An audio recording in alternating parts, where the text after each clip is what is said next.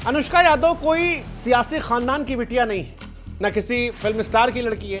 वो एक साधारण सी लड़की है जिन्हें तेज प्रताप यादव ने 12 साल पहले उस पोस्ट के हिसाब से दिल में जगह दी थी। शायद ये वो दौर रहा होगा जब तेजू भैया साइकिल चलाते होंगे, सपने देखते होंगे, भोलेनाथ की भक्ति में डूबे होंगे और अनुष्का की मोहब्बत में खोए। लेकिन सियासत के स्क्रिप्ट में मोहब्बत के लिए जगह नहीं होती है। और शायद इसीलिए जब तेजू भैया बड़े हो रहे होंगे, लालू जी ने देखा होगा कि लड़का जो है वो थोड़ा अनफिल्टर्ड है, हमारा थोड़ा लाइफ को लेके अनप्लान्ड है, पॉलिटिक्स की कुर्सी पर सही से फिट नहीं बैठ रहा, तो बिना पूछे उनसे उनका ब्याह तय कर दिया। लालू जी अपने बेटे के लिए संस्कारी बहू ले आए, ऐश्वर्या राय। जैसा कि हमने बताया, बिहार के सियासी परिवार की ये बहू थी, बॉलीवुड वाली नहीं थी। और बड़ा चर्चा चला था, दो परिवार, सियासत का बड़ा समीकरण कैमरे के सामने चमका गया, मीडिया ने तारीफ की, लेकिन वो रिश्ता चला नहीं। और अब सवाल लालू जी से उठ रहा है कि लालू जी, आज जितना तेज आप फैसला लिए हैं, जब उस वक्त बेटुआ नाखुश था, बेटुआ मना कर रहा था, तब काहे नहीं सुने थे? मतलब सुन लेते तो शायद ये सब नहीं होता। ये बहुत सारे लोग सोशल मीडिया पे लिख रहे हैं, अगर आप जाएंगे देखेंगे।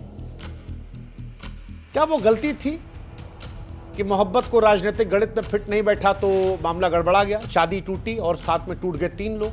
तेजू भैया जो कभी उस रिश्ते को दिल से अपना नहीं पाए, जो मोहब्बत करना चाह रहे थे लेकिन अब पॉलिटिक्स में अनफिट हो गए हैं। ऐश्वर्या राय जिनके साथ सबसे ज़्यादा गलत हुआ, एक राजनीतिक मोहरे के तौर पर आई और फिर बिखर गई।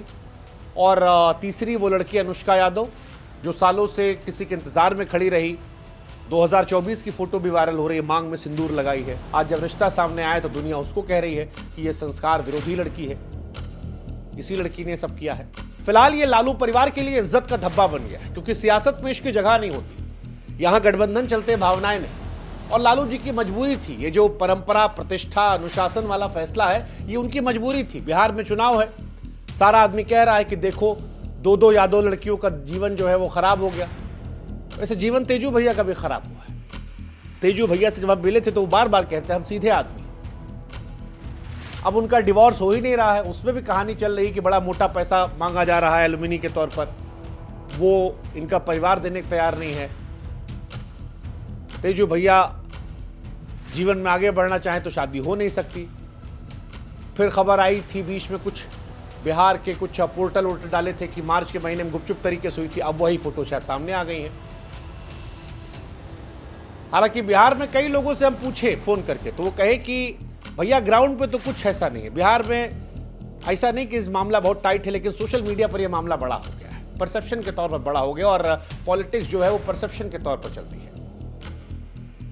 प्यार के मैदान में जातीय समीकरण खोज लिए जाते हैं। अब तेज प्रताप यादव को इसीलिए पार्टी से बाहर किया गया है जहां इश्क की सजा दी गई है, वैसे जैसे मानो कोई बड़ा घोटाला कर लिया। हालांकि तेज प्रताप की मजबूरी भी समझिए।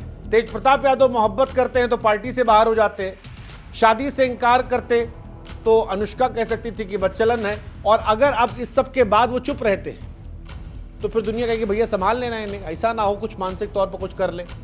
बड़ी समस्या है उनके साथ। हालांकि कुछ सवाल उठ रहे हैं कि जब पिता राजनीति के लिए बेटे की भावनाओं को गिरवी रख दे और बेटा फिर भी मोहब्बत कर ले तो उसे क्या कहा जाएगा, बागी या उसके अंदर का बचा हुआ इंसान, जैसा शाहरुख खान ने किया था। याद कीजिए, कभी खुशी कभी गम, काजोल से मोहब्बत कर ली थी, चले गए थे कहीं और। बड़ी फिल्मी कहानी है तेजू भैया की। और फिर हमको बार बार रमाधीर सिंह याद आने लगते हैं कि जब तक हिंदुस्तान में सिनेमा है तब तक ये सब चलता रहेगा। तो कहानी सारी वैसी है। तेजू भैया पे एक कहानी और अच्छी बैठती है, वो मिर्जापुर वाली, मुन्ना भैया वाली। ये बड़ी तकलीफ होती है जब आप योग्य हों और आपकी काबिलियत को लोग ना पहचानें। और ये उनकी कहानी तब आती है जब उनकी तुलना उनके छोटे भाई से होती है, क्योंकि 2 भाई हैं, 2 कहानी, तेज प्रताप और तेजस्वी यादव, लालू जी के 2 बेटे। सियासत में अलग अलग कहानी। तेज प्रताप लालू जी के बड़े बेटे, लेकिन बड़े मौके कभी नहीं मिले। सियासत में उनकी हालत मिर्जापुर के मुन्ना भैया जैसी रही, पिताजी के सबसे करीब लेकिन सत्ता से बड़े दूर। हर बार जब वो बोले तो लोग हंस देते थे, हर बार जब वो चुप रहे तो लोग कहे यार ये आदमी सीरियस नहीं है। दूसरी तरफ तेजस्वी यादव को हमेशा से लालू जी का उत्तराधिकारी माना गया। शुरुआत से ही हर रैली, हर मंच, हर कैमरा तेजस्वी की तरफ रहा। वो सियासत के वो चेहरे रहे जिसे लालू जी ने तराशा, तैयार किया। और तेज प्रताप कुछ अपनी गलती से, कुछ किस्मत से वो हमेशा हाशिए पर जाते रहे। शादी वाले मामले में भी उनकी किस्मत खराब थी। तेजस्वी यादव की शादी जो है वो दूसरे धर्म में हुई है।